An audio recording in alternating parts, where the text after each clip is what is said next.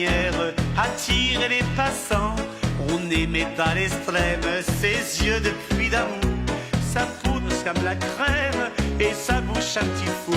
Et du soir au matin, dans son petit magasin, elle vendait des petits gâteaux qu'elle pliait bien comme il faut, dans un joli papier blanc entouré d'un petit ruban. En servant tous ses clients, elle se rémoussait gentiment. Fallait voir comme elle se tait, ses deux petits brioches au lait.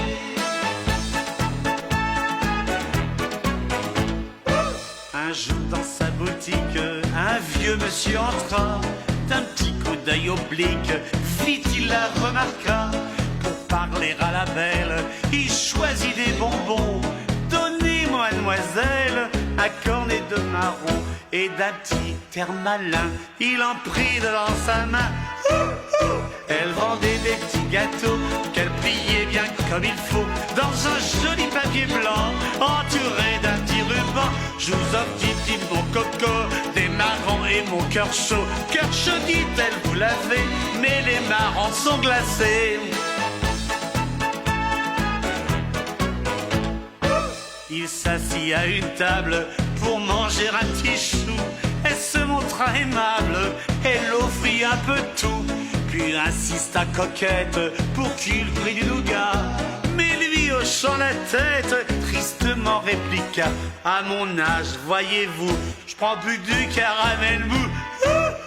Elle vendait des petits gâteaux qu'elle pliait bien comme il faut, dans un joli papier blanc entouré d'un petit ruban. Le vieux lui faisait des yeux blancs, il sauçait en trop longtemps, dans un verre d'eau et d'argent, une pauvre petite langue de chat. Il y avait 3 heures passées qu'il était assis là. Elle pensait énervée, il ne partira pas. Ne sachant plus que faire pour le dévisser du sol, elle lui dit en colère: mangez ces croquignoles. Il répond d'un ton sec: je n'aime pas les gâteaux secs. Elle vendait des petits gâteaux qu'elle pliait bien comme il faut, dans un joli papier blanc entouré d'un petit ruban. Elle lui dit d'un petit air doux: eh bien cher monsieur, si vous n'aimez pas les gâteaux secs,